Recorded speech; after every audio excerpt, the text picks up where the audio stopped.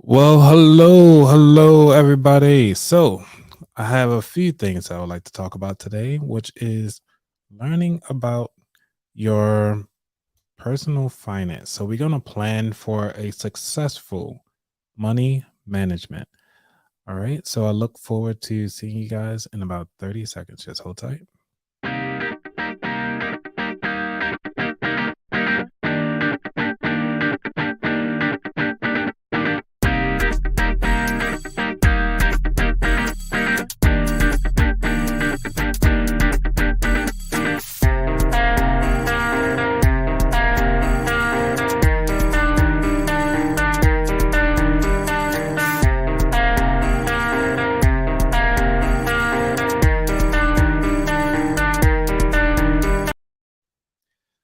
Welcome back, everybody. So, this is going to be a fun episode today because I am trying something new.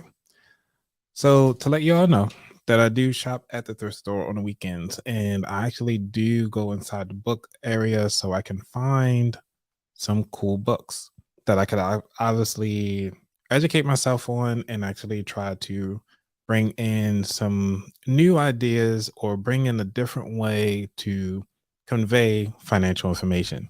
So one of the cool books that I found at the thrift store, I didn't even know this was out there. It's called Personal Finance, the seventh edition, and it's by Kapoor, Delibe, and Hughes. And I did not even realize that this thing is a curriculum for schools. Who knew? Because yeah, do you guys actually shop at thrift stores? Because I was actually curious about this. So, hey Nia, so you say you shop at thrift stores regularly? I know that's right because it's been a doozy, especially with the price of everything going up. So why not go to the thrift store just to find some cool things? Now you might see some sketchy stuff out there with shall I say insects inside certain items. So make sure you guys shake them out. Make sure it's all good because this is pretty interesting. But this book, as you see, is fairly brand new. Doesn't even have any like dings on it really. Look like they just use it for school and that's it. And honestly, I only paid $3 for this thing. So these textbooks, they go usually for like $56 or something like that. But the cool thing about it is that having a book like this, I'm actually able to write curriculums out of it. So I did a rush job today, so I do apologize on ahead of time. But one of the cool things about it is that we actually get to take time to dive into our personal finances because personal finance is personal. So Nia, you say that you find a lot of professional clothes washed and sanitized before use. Yes, yes, yes, yes. Please make sure that you wash and sanitize those items before you do anything because you do not want to mess up and then be like smelling like old mothballs or something like that. Not to say that they all smell like mothballs, but I don't know what they be smelling like in there. I don't know. It's like an overarching smell of old. I don't know. It just smells old in there. If you guys know what I mean, y'all know what I'm talking about. Old is old. Um. So, oh yeah. So Donovan says house decorations. That is awesome. I what I, did I ever do house decorations? No, I did buy a full dining room set of chairs. They were like brand new with plastic, and I actually had to look it up on like what they call it, that website where they got the furniture and all that stuff like that. Um, I can't think of it right now, but not like Macy's or something like that. But it's one of those online stores. Wayfair, that's what it was. So I looked on Wayfair for the same exact chairs, and they were going about $200 a piece. And I went to the thrift store and found the same chairs for $50 a piece. So I mean, they were in great condition, like scuffs, but I mean, who's really looking at a chair that closely? And if they are, they don't need to be in your space. So we're gonna leave that at. Anyway, so one of the cool things that I want to dive into, so I want to let you guys know what's happening with the show. If you guys haven't followed yet, make sure you like, subscribe, and share. I will be going live on Wednesdays at 8 o'clock, as you're here today. And I will be making sure that I do my pre recordings on Tuesdays. So if you guys listen to this live all the time, hey, you're getting it live. Some of the pre-recordings, please make sure you guys check those out and leave some comments because the people are actually really excited to see the comments at the bottom, and they do watch the YouTube, so they are tagged. I make sure I try to tag them if they have a YouTube account. So because YouTube just recently allowed people to tag, so you can tag other guests and so forth, which is really awesome. So when you start seeing like at so and so in the description, that means that they are actually able to see it as well. And I think I can also do that in the show notes. I don't know. We're gonna try it out. That's the beauty of trying out new things. Okay. Now, one of the things I like to do, I didn't start this segment yet, but I want to do this segment, but I'm gonna do it anyway. It's called the new segment I want to start adding in is called Follow the Money. And I don't have like a small jingle, but I think it'll be if I did do one. I don't know. I'll probably make up something. Let's see what this one is. Yeah, we can do that. So we're going to talk about Follow the Money. This is a small segment I'm going to do called Follow the Money. Now, you guys know that Tom Brady is going through a divorce. And in that divorce, you start thinking, well, why is all of a sudden now he's getting divorced? The reason why he's getting divorced is because um, you have to look at how he was invested heavily in crypto. And then once he got out of crypto, I mean, crypto was doing fine. He's something called like FTX. It was at like $50 a share. When it got to just last few months ago, I think it dropped down to like $5. So losing that money actually helped, I guess you could say, exacerbate the financial struggle inside the household. Thus, excuse me, thus you notice that he's actually going back into the football arena. So because he's actually going back inside the football arena, it's going to be interesting that you will not see him do anything um, outside in the crypto world. Hey Jamal, welcome for joining. Thank you for joining, sir. And because he's going through all that fun stuff, it's going to be really entertaining to see how long he's going to last. I actually did a tweet. If you go to twitter.com/ about that wallet, you can actually see the tweet that I put in there just to kind of do a couple snapshots directly from Bloomberg Radio, not Bloomberg Radio, Bloomberg.com back in, was it 2021 when they went through that? So it's going to be interesting to see how this is going to play out. All right. Now let's go on and knock this presentation out because I gave you some of the updates, how everything is going. And I want to make sure that I give you all the details and information that I have to offer for today. Now, as I said before, the information, for those of you who are just joining, I'm actually reading, I got some of this information from a textbook that is meant to teach people about personal finance. All right. So let me present my screen. And so for those of you who are listening to audio, I'm going to do my best to make sure you have this because I do post these up every Thursday. So after I record this, it's going straight up to the thing. Do y'all like my background? It's pretty cool, right? She ate the apple. Let's see. There we go. So today we actually going to talk about planning for successful money management. First off, what do you guys think of what is considered successful money management? Let me know what you guys think in the comments. Hey, Nia, I know you're looking at that background. That background is pretty fire, ain't it? It's one of the old ones. I think they had it back in I want to say like 2014, 2015. All right, so let me know what you guys think about planning for successful money management. Before I even dive into it, what are your thoughts? And those of you who are listening on audio only, it's okay. I know you're talking to yourself in the car and you are saying that, successful money management, what would that look like for me while I'm driving on the road? What are the things that I'll be thinking about? So Nia says for me, it's knowing what's going on and coming out. Yes, that is awesome, Nia.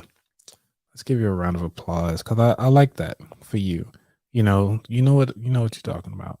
It's for you. It's for you.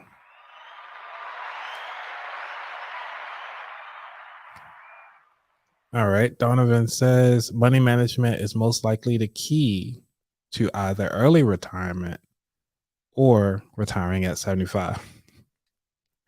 I like that. I like that. That is hilarious. So let's think about this. I'm gonna do a deep dive because this is a way to actually start taking control of your finances and doing a deeper dive into what you have to offer. Now I need to figure out how to do next. Ha, got it. So the money management strategy, talking about the financial statements and budgeting.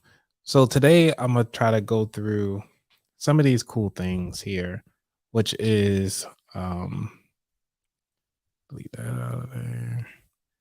Is talking about the list of item to list items. We're going to talk about determining the amounts owed, evaluate your financial position, and then also discuss the cash flow statement. Where did your money go? So these are the main four things we're going to talk about today.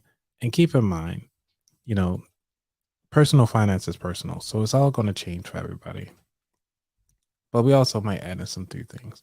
So before we go any further, I do want to give a shout out to all the veteran-owned businesses that are coming up because we had to take a moment. Veterans Day is on November 11th this year.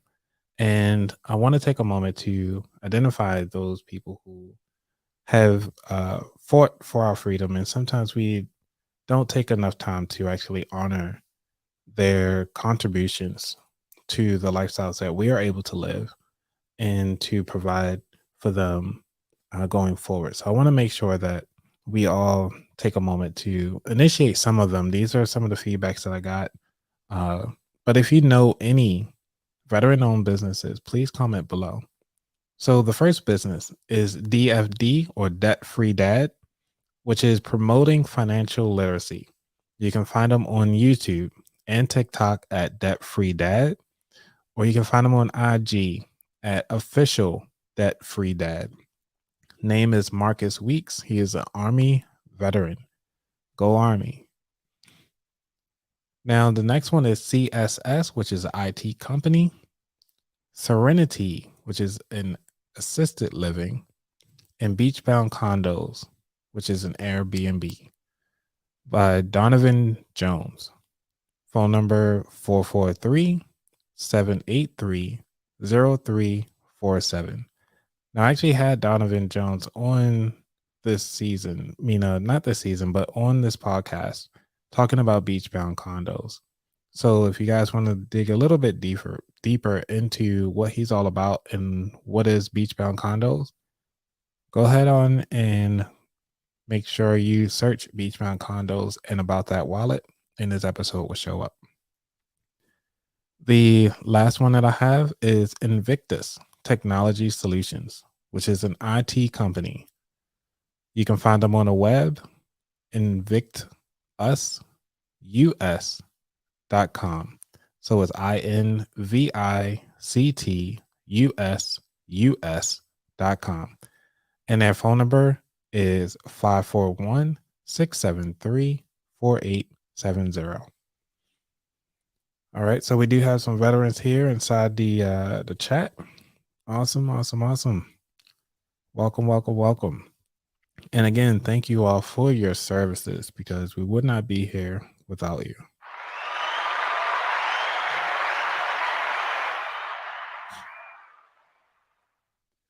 All right.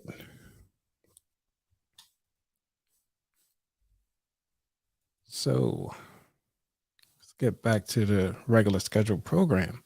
So, one of the things that I want you to think about is list the items of value when it comes to your money management. These are the things that add value. So, you got to look at your cash assets, you look at your house, like talk about your computer. You're looking at like your notebook or things of value. What are your computers? Anything of value inside your home. So, if you have any of those, give me some ideas. What do you guys think? Some items of value. Could be like one or two things. It's really interesting. Uh, then the next thing I want you to think about is determining the amounts owed, meaning what credit cards debt, what are your house debt, you have any car payments. These are the other things that you need to think about. So when we start building out our portfolio, what would it look like? We need to start focusing on our money management skills. We need to understand where are we at? So this is the first two things you need to know. You need to know what your assets are and what are your liabilities. In short, these are the two main things we're talking about. Now we're going to do a deeper dive into this. So, you know, when you have your amounts owed, which we talked about, which is your current liabilities or your long-term liabilities. These are things like, you know, things that just take money out of your pockets. It could be your children. Sometimes you gotta think about that. You know, we it could be your siblings, it could be your parents.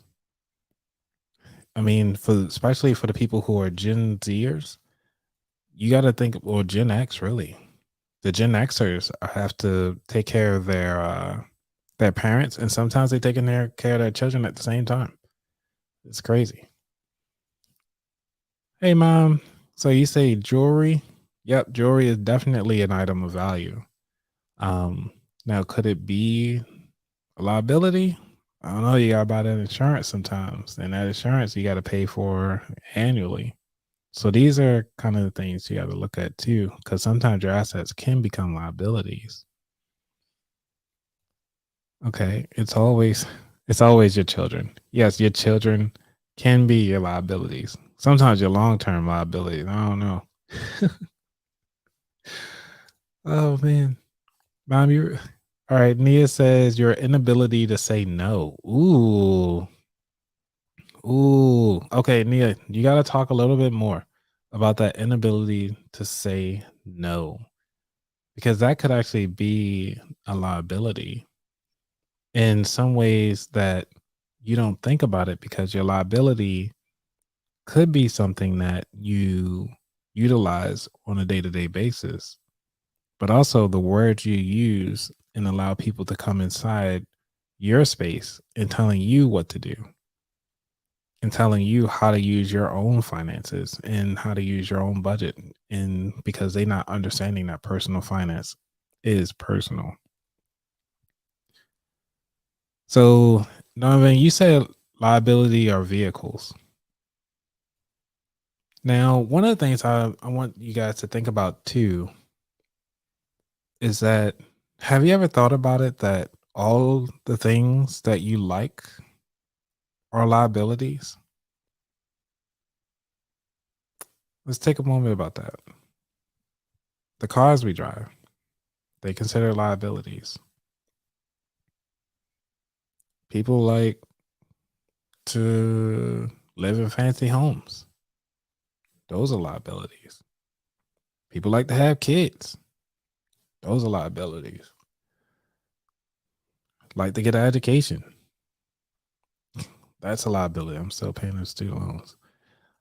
Um, Nia say yes, it is a liability. Practice self-care over your wallet. Ooh, Nia with the snap. If I had some snaps, man, this is great. Nia, you're on it. So yes, understanding your self-worth. Take a moment and think about your self-worth. Don't compare yourself to anybody else. Know your self-worth. Are you cleaning yourself? Are you taking care of what you have? Do you really need new a new TV every time there's Black Friday? Do you need a new cell phone every time there's a new deal every time it comes out? Do you need a new car just because you hit 20,000 miles? These are the things you need to think about. So Donovan says here he buys liabilities using his assets.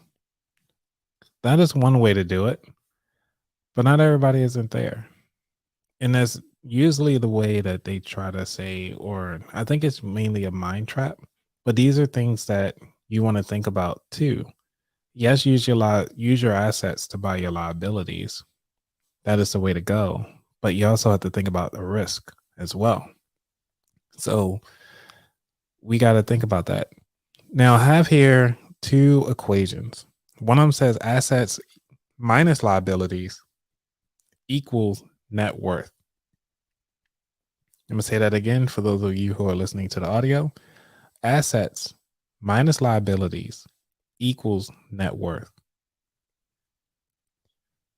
Now, that's just saying things that bring in money minus the things that take out money equals your net worth. Now, you could have a negative net worth, you could have a positive net worth. It's up to you to know where you're at. Now, you have your assets, which equals liabilities plus the net worth. It's just using the transitive properties to get to the next level. Actually, you know what? I'm using the wrong mathematical property. I apologize. I think this is the equal property of mathematics. So your assets equals liabilities plus your net worth. That's it. It's just reversing it. So you're not missing anything. Now, the question is, where did your money go? So now that you know where you're at and you're trying to figure out, well, where the heck my money go? I want you guys to let me know in the comments, where do you spend most of your money at? I said, I really need Starbucks. That's great. Oh man, what we got? What else we got? Donovan. Good to think outside the box. Yes. So thinking outside the box is a good thing to do, is because you can turn a liability into an asset. You can turn your car into an asset. You can advertise it.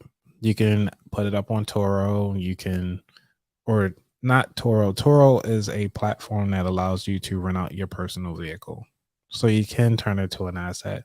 You can charge people like myself. If I want to put an ad on somebody's car, I'll pay that person to put my logo on that car. That's one way to do it. Yeah, you say you spend most of your money on travel. That is amazing. Hopefully, you got the chance to really enjoy the travel and not just go and be like, "Nah, this sucks. I don't want to go anymore."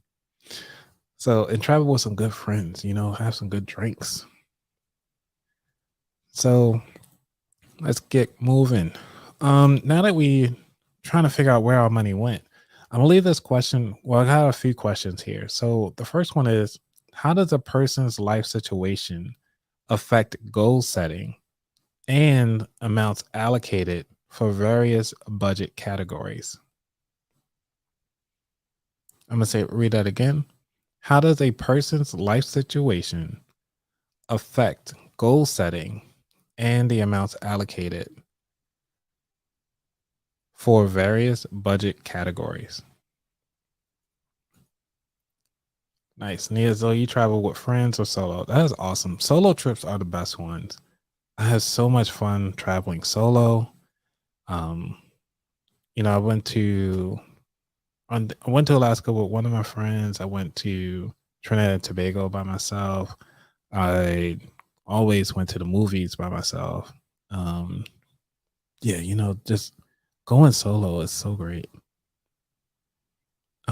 So yeah, when you're talking about your life situation and you think about your goals and everything like that you put together, how are you navigating that?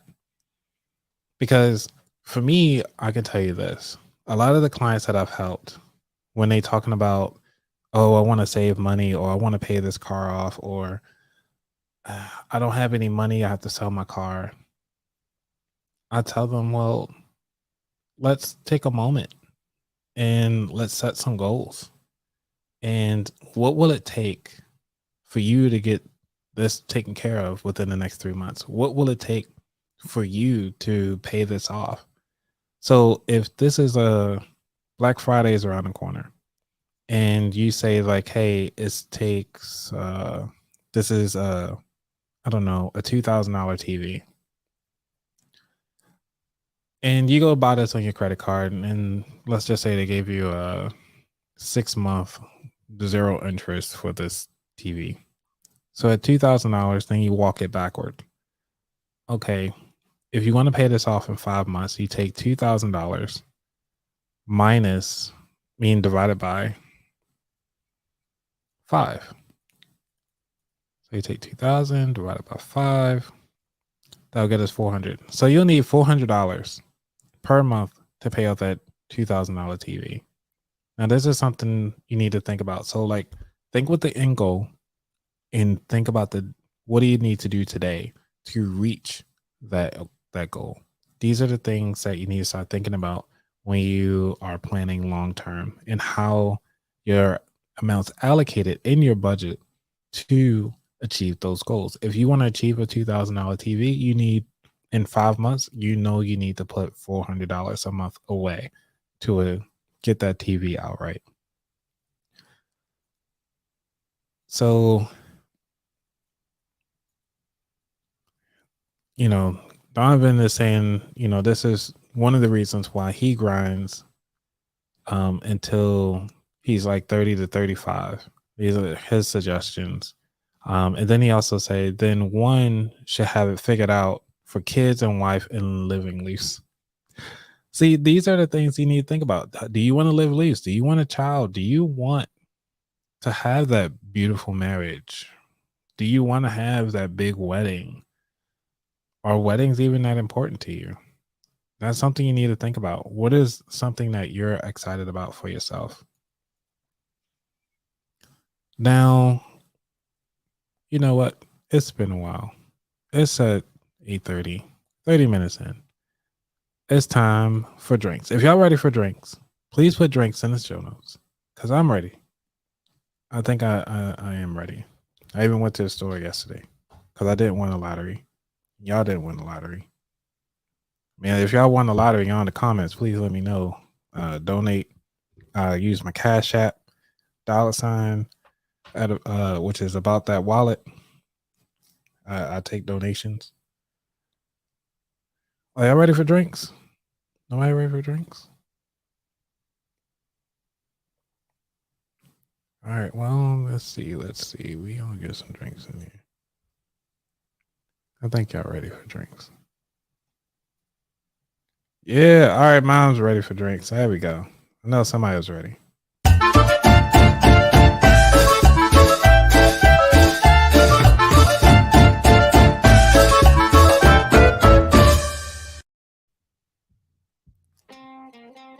That's right. I did change my music up, so it's gonna be fun.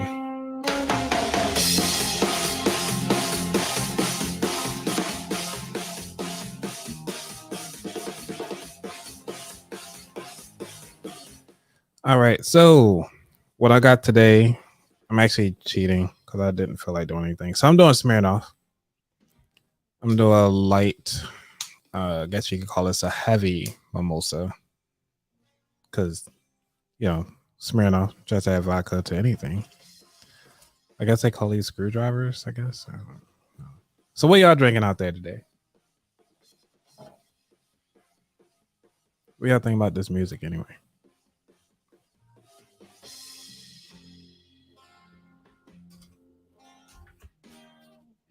Oh yeah, not only use the best, which is simply orange.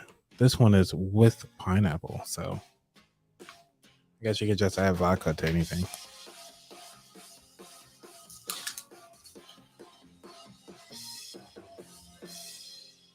Hey, all right, all right, all right. So we got our drinks made. Hopefully, you guys are having a wonderful time out there because we're almost done. We got 4 slides to go, and that'll be it. Could y'all imagine like I'm in a school and like this is my setup, and I do have drinks mid thing? This would be amazing. So, oh yeah, this drink's pretty good. So they say here, what actions might you take when evaluating your budget program? Red hard apple. Nice. Large glass of water. All right, Dojo. It's pretty nice. All right. So, what actions might you take when evaluating your budget? I think this was just an open question. So, out of everything that we just talked about, what are the actions that you would take to evaluate your budget program? One of the things that I would suggest is to one, think about your goals. Why are you setting up this program in the first place? Do you plan to retire? What are the things that you're looking for in the future? Hey, Nia says decide what stays and what goes. That is an awesome way to look at it because, I'm not going to speak for you, Nia, but if you could explain on how do you decide on what stays and what goes? But one of the things that, you know what? I'm gonna invite you guys up here because there's not that many of you guys watching. So what I can do, if you guys are free, you can join me because obviously there's a huge delay. Just click the link if you're on the computer. I think you can join even if you're on your cell phone. I can get up to 6 people. So yeah. Now one of the things that when you talk about taking your actions to evaluating your budget program, make sure that you are just remember understanding what your why is.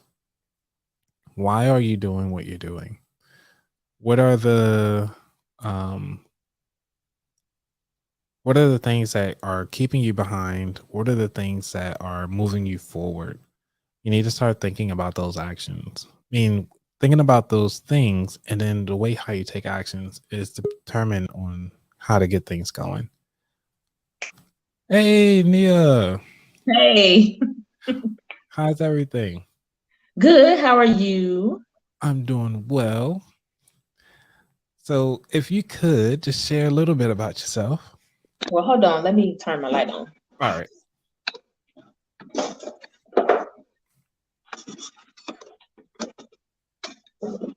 There we go. Oh, yeah, it's a big difference. Yeah. It wasn't plugged in. I was just, on here chatting. Right. We got a third person in here. But you go on and introduce yourself. I'm going to mute this guy, keep this guy muted. So I'm Nia Adams. I'm a personal finance educator. What I do, my company name is Perspectives, a personal finance education brand. We take women from struggling and stress to empowered about money so they can achieve financial stability. Awesome.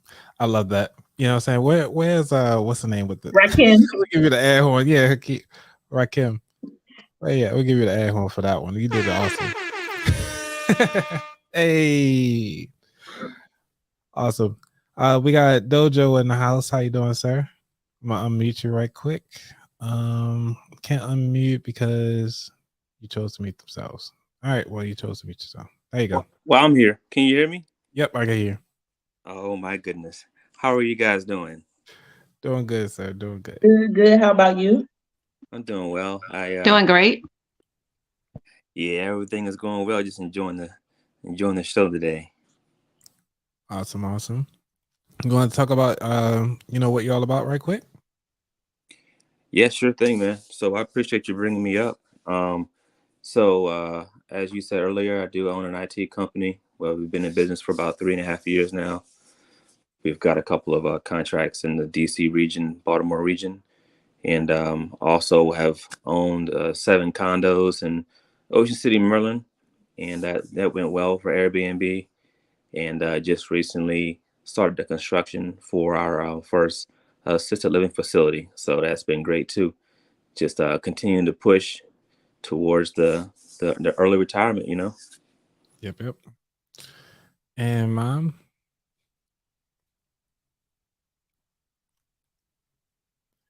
I'm gonna unmute your mic.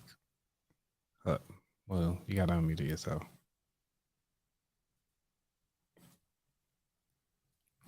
Oh, you gotta unmute your mic.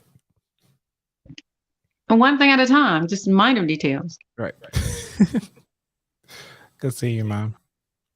Hey, yeah, nice show. I'm glad that everyone can make it. Yeah, great guest, Tony. Anthony. Right. Well, I mean, you're your mom, so Okay. it's okay. Yeah. Well, I'm Anthony's mom. Hi, everyone. Hi. Yeah, learning a lot about his show. Very proud of him. Oh, thanks, mom. You're welcome. So, do you have headphones, mom? Headphones? I'm Yeah. supposed to use them? Well, cause we get an I'm echo. on my cell phone. Yeah. Do you have headphones though, with like a mic on it? No, I can use my mic on my phone. Okay. I don't want to stop your show. I can mute myself. I know how to do it. All right. Okay. Hi, everyone.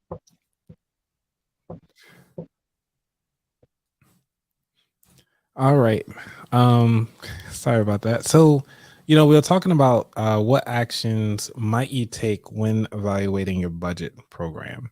And Nia, you were really going in, so I want you to go on and finish your thought on that one. So usually what I normally say is whatever action you take is based on your financial goals. So you want to look at what you have. You listed your values, determine the amount you owed, as you said. So you want to see, do you have money left over? Do you not have any money left over? So once you decide that, going from there and identifying what your goals are, you want to make some decisions. I call them, it's time to make some serious executive decisions of what gets to stay and what gets to go to get you closer to your goals. Okay, so keeping your eye on the prize. There you go. And Mom, you got an answer for this one? Well, yes, actually, one time I actually did that. I needed to buy a new refrigerator. So what I did was I shopped around, ended up getting a $2,000 refrigerator on sale for like close to $1,000. It was so low. The guy asked me, was it a floor model? I told him, no, this is what he gave me. So what I did exactly what Tony said. I actually found out how much it was, divided by 6, picked up a part-time job, and paid the refrigerator off in 6 months. So Nice. yeah, it works. Nice. Yeah. So, so going through that and like evaluating the thing, Donovan, you have an example, or are you good?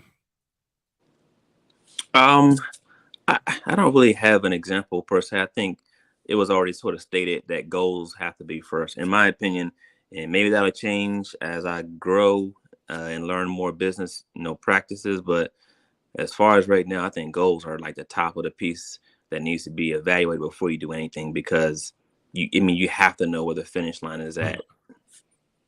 Yep.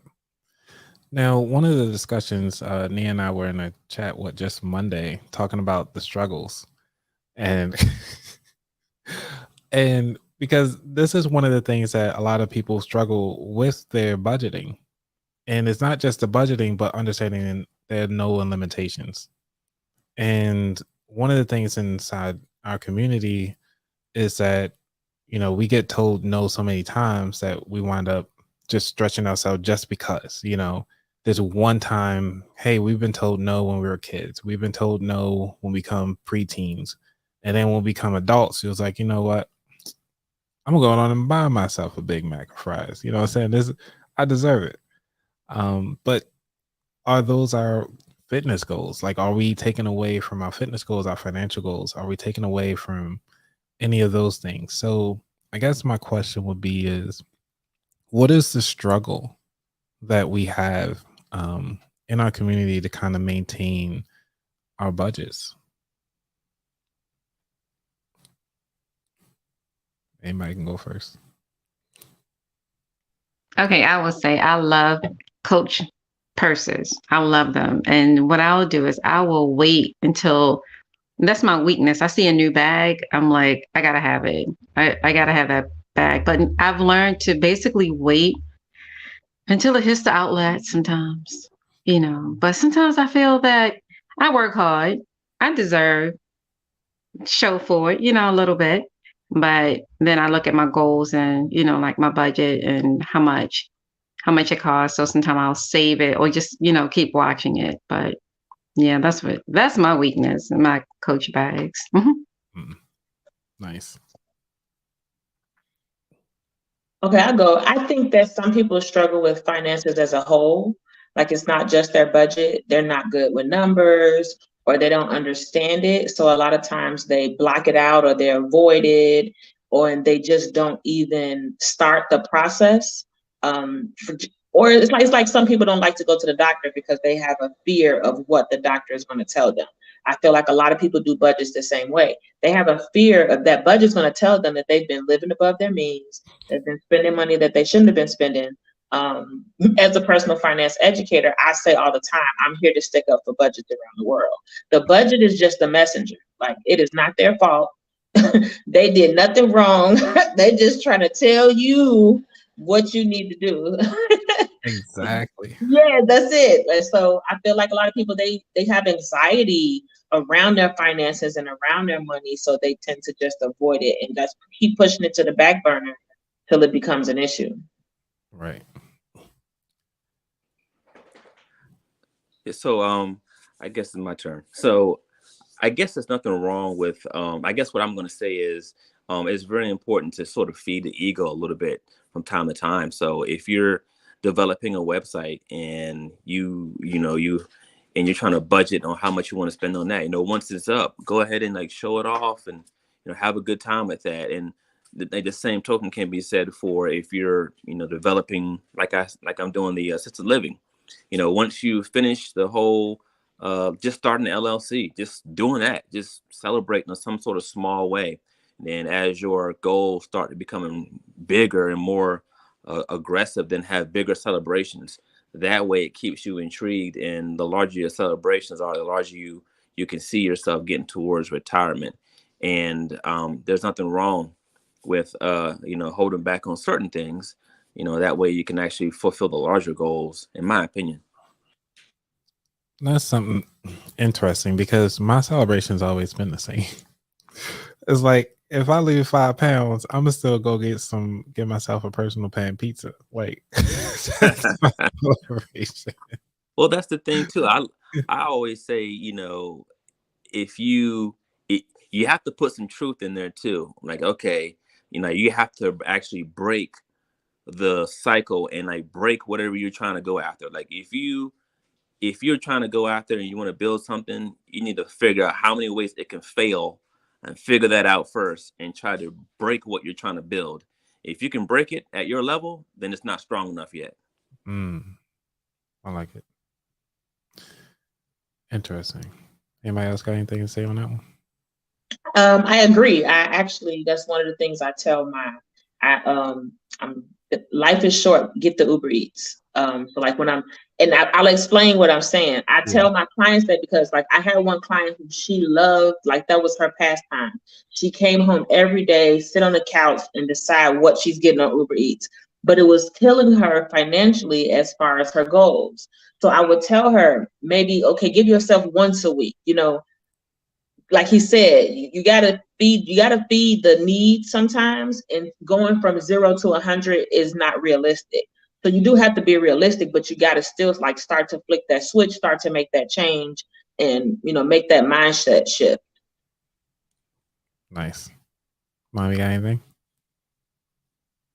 I totally agree. I mean, you work hard. I mean, that's something focused. I mean, like I said, when I picked up a part-time job working at Amazon, I mean, working a second job, and basically I really had to stay focused. But sometimes I would just, treat myself, just go get my nails done, but still stay focused on, okay, I need to make this payment for this, refrigerator. But yeah, I do agree, because if you don't, then I think you'll just, you lose sight, I feel. And you can basically give up. You're like, okay, well, let me start again next week. Next time I'll do this. There's always, people always say, let me do this next time, next time. But if you, stay focused, just treat yourself a little bit and be okay. Nice. All right. So since we're talking about treating ourselves, I'm going on to the next slide. Y'all are great, by the way. So talking about how to protect yourself from like identity fraud. And I just pulled out 3 things that this book had in here, which was use passwords other than your maiden names. Please do not use 1, 2, 3, 4, which is the most common passwords thing. Let me see if I can zoom in for you. There you go. Is that better? Let's see if I could let's see if I can expand this out. There we go. Is that better? All right. So they have here, which is use passwords other than your maiden names, and also on there, the top password for some odd reason is still 1, 2, 3, 4, 5, and I think it's up to whatever. So I think it's up 6, 7, 8, 9 at this point. Check your credit report. So you can sign up for your you get an annual free credit report at what is called freecreditreport.com. And I think you can actually pull from one of each of the 3, which is TransUnion, Equifax, and Experian. So you can actually pull those. Now, a tip and life hack that I found out, for those of you who don't know, you can pull it once a year, right? So the first one you can do, you can start off in January, pull your Experian account. Then in April, or what was it, April, May, June, or then like in May, pull your Experian, your Equifax account. And then later in the year, so pull it like once every 4 months. And then you can pull your TransUnion account. So that means you can actually pull your full credit report from each bureau throughout the year. And you can actually ladder that. So that's a little life hack that I found out to be helpful. Nia, have you came across any of those cool things? Honestly, right now I have my credit frozen. I do too. But I still pull it.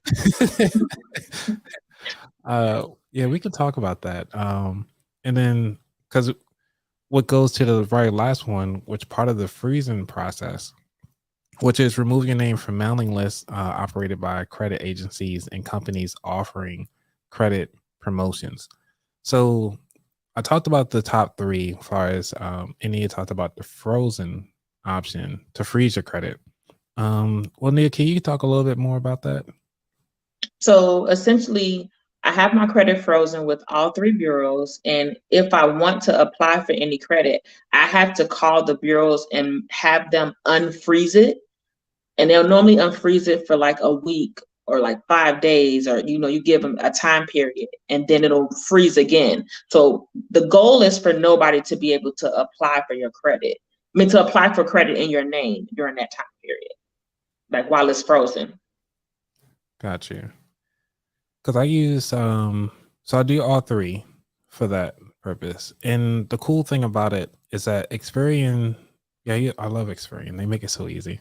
It's just a one-click thing to say, hey, freeze my credit.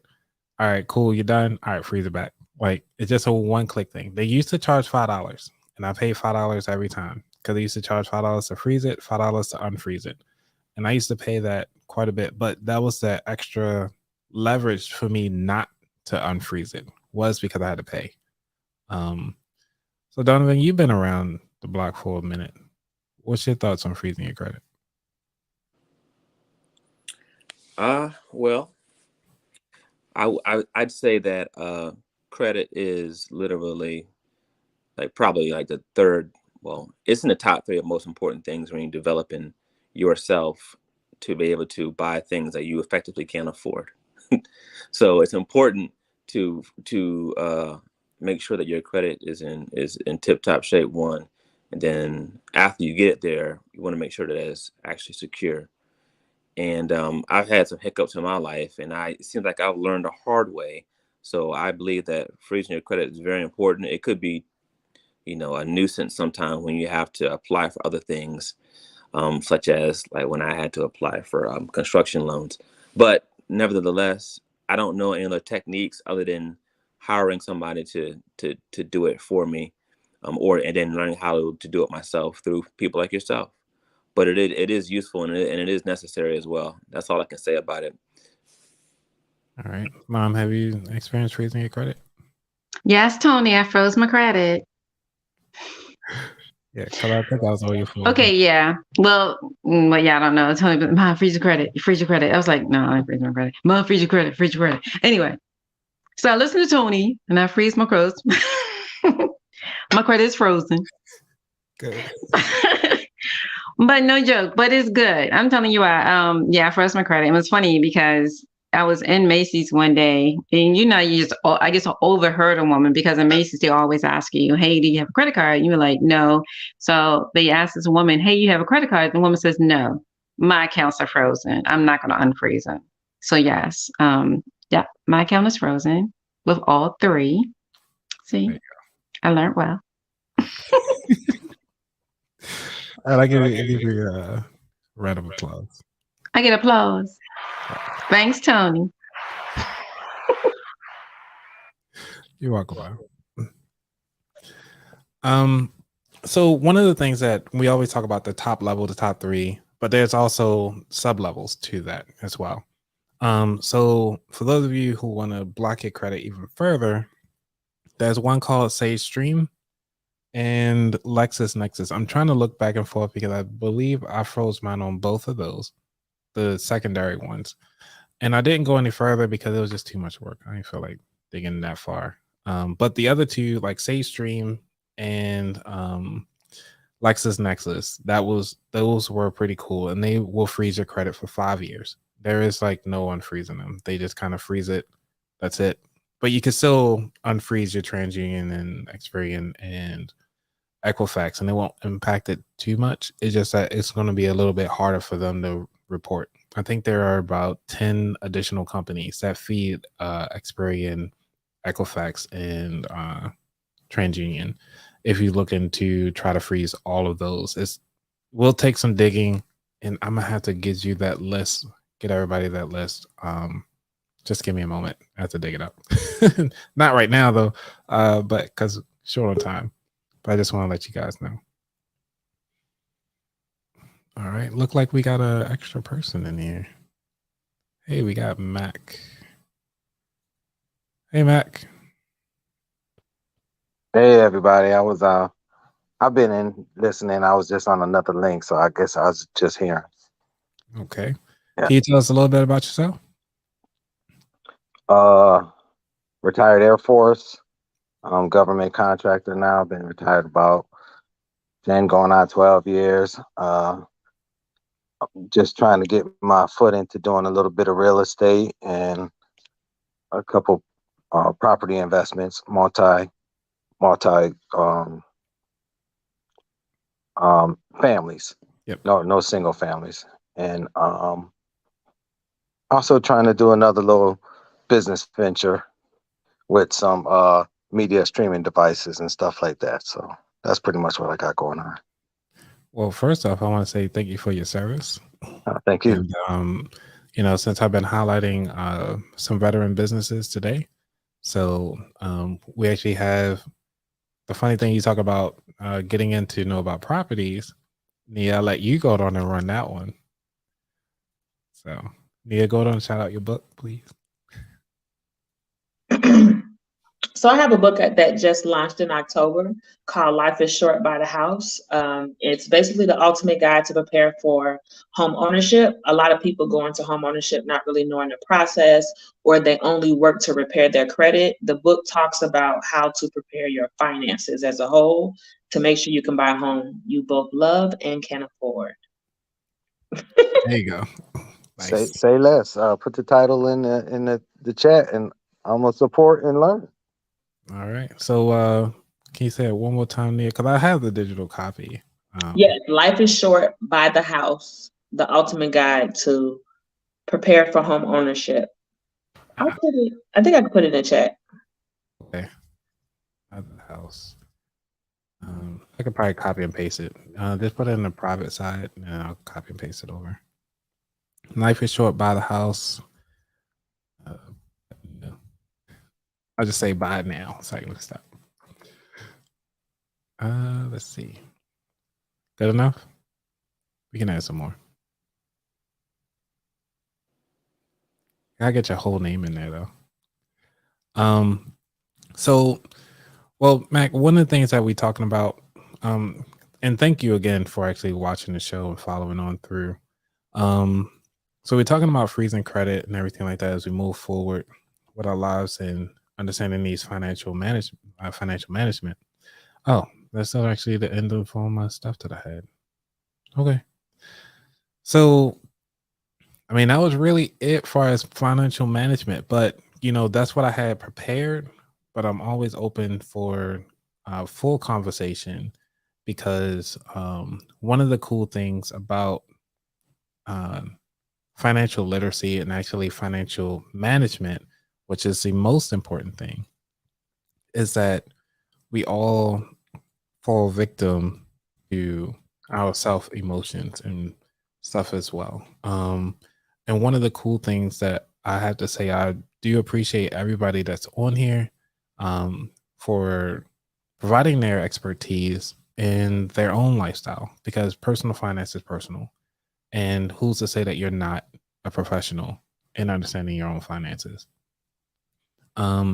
So, since Mac, you joined in and you're a newcomer here, I want to make sure that, we get you, like, what are your questions? You hopped on. I wanted to hear what you had to say.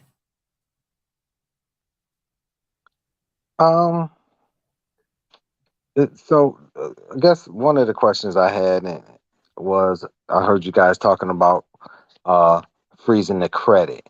So when you decide that you're going to make a move and you need to unfreeze your credit, do you need to call all three of the credit institutes or just one of them? I say talk to whoever the creditor is, because usually creditors, they might have a specific credit company that they prefer or that they normally will check. So you can ask them which company. You could just let them know, my credit is frozen. Can you let me know which credit company you plan to use? And you can only have to call that specific company and don't have to deal with all of them. And so when you do freeze it, you do need to call all three of them. You can't. You just call one and they're pass it on. So no, you talk to, like, so say for example, I'm going to go buy a house. So I might talk to the lender and ask them, okay, what credit bureau do you work with? So everybody doesn't report to all three credit bureaus. Some, companies or creditors, they have their specific bureau that they may report to. So you'll simply tell the broker, the mortgage broker, lender, I have my credit frozen. So they're used to dealing with it. They'll be able to tell you which credit bureau they work with. So you'll only have to contact that one bureau, because they're not going to contact all three in most cases to get your report. Okay, and then one more question. I don't know if you said this earlier or if I missed it. When you do freeze that credit, is it just froze for a certain amount of time, or is it frozen until you unfreeze it? Is it like just a year? I can, if you want, I got you. So when it comes to freezing your credit, the cool thing is that you can set the time limit, or you have the option to just let it keep going. Like for me, I have it set indefinitely until I decide. And the cool thing about all of this is that they made it so easy that you can actually go to their website. So you don't even have to call them. You just go to the website, put your information in. And I highly recommend it because it's free.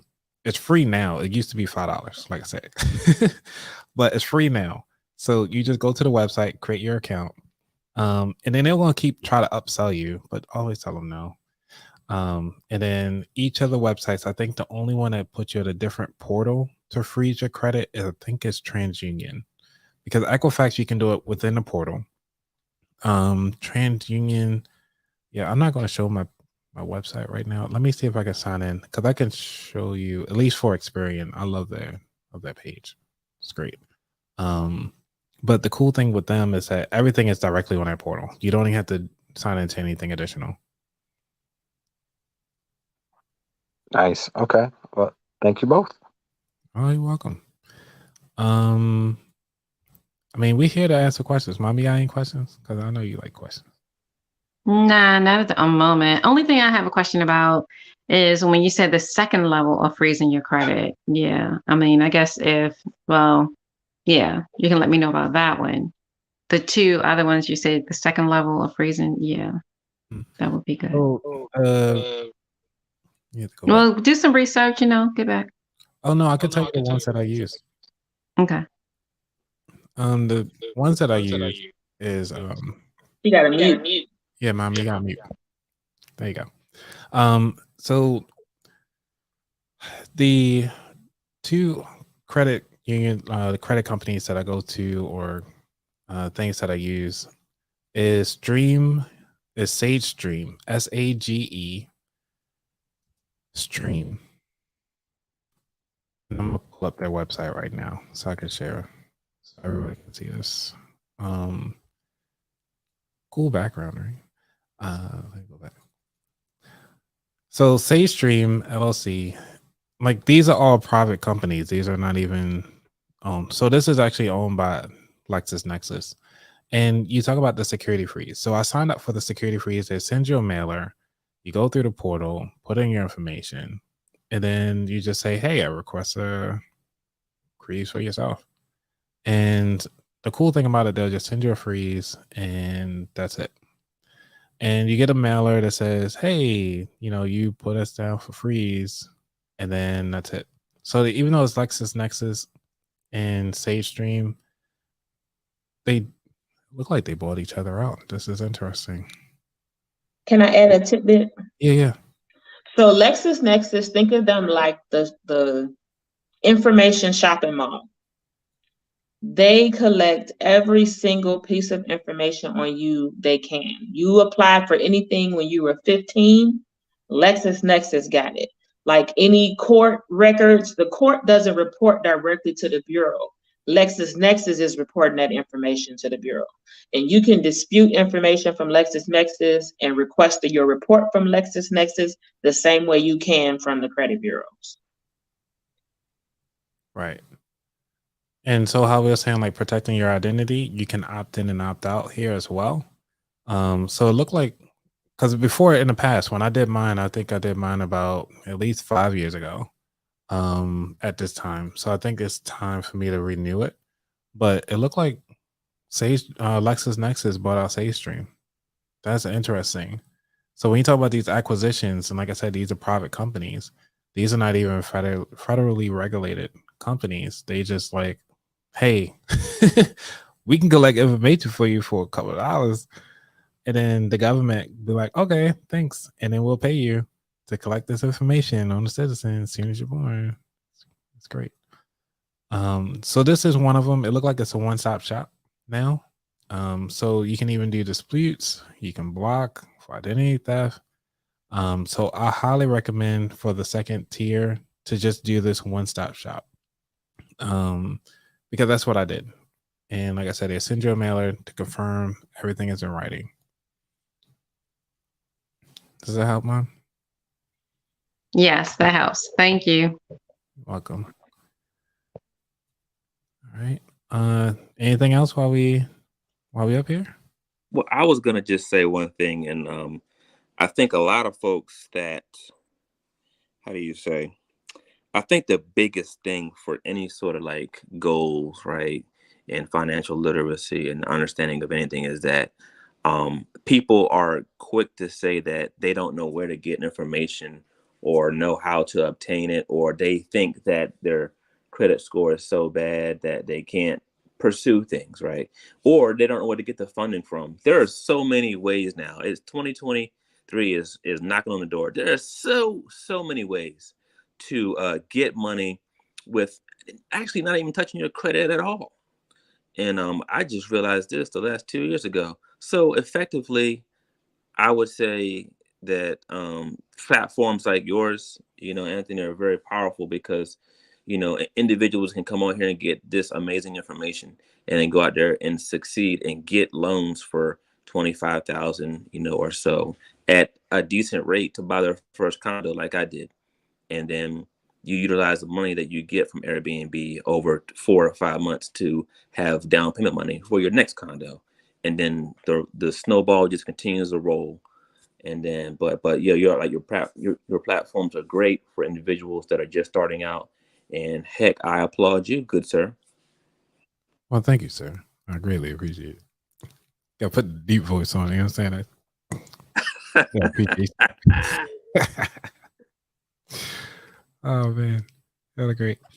Mac, you have any other questions? I mean, we're here for you. So, like, this is my platform is here to support anything that you guys have to offer. No other questions at this time. I'm glad you guys are all there for me. I may have to call at 1, 2 o'clock in the morning. So I'm gonna need phone numbers from everyone. Awesome. All right, Nia. Look like we're gonna have to wrap this up. So, is there any one last thing that you want to plug in before we head out? Not at all. Thank you for having me. Awesome. All right, everybody. For those of you who are listening on the audio side of the house, please make sure if you got any value out of this particular episode, please make sure you like, subscribe, and definitely share, because we want to make sure that we spread this information. This information, it's free, and you cannot beat free at this point. And I've been, like I said, I'm purchasing books. I've been reading Nia's book, listening to all the content creators that I've met during FinCon, and Nia could know, like, this network from FinCon is through the roof. Like, I'm even going to a conference tomorrow, just because one of the people from FinCon are actually speaking to talk about Black women in finance and Latino women in finance. And I actually have one of the speaker books here. So it's Tiffany Alice's book. So it's called Get Good with Money. So she's actually doing a talk tomorrow for the Black women. Hey, you got the book. Let's go. Let's go. So we actually this book is amazing, by the way. If you guys don't have this book, I highly recommend it. For those of you who are looking into getting better with your finances. And she talks about the credit freeze. She talks about the importance of having that and the importance of the mindset of where you want to go. I personally, this platform is focused on your habits and what you're doing to actually better yourself in the day-to-day habits to kind of get through those fears of finances. A lot of people say that they don't like math, but here we're talking about math at this age. It's not the fact that you don't like math, it's just that you didn't build a habit around math to get comfortable with it. So please make sure that you guys go out there, check out Nia. Always been a support. Thank you so much. And all of you who have been listening for all this long time since I've started. Thank you again. Y'all be safe. I'm out. Peace. And let me get my outro music. Hold on.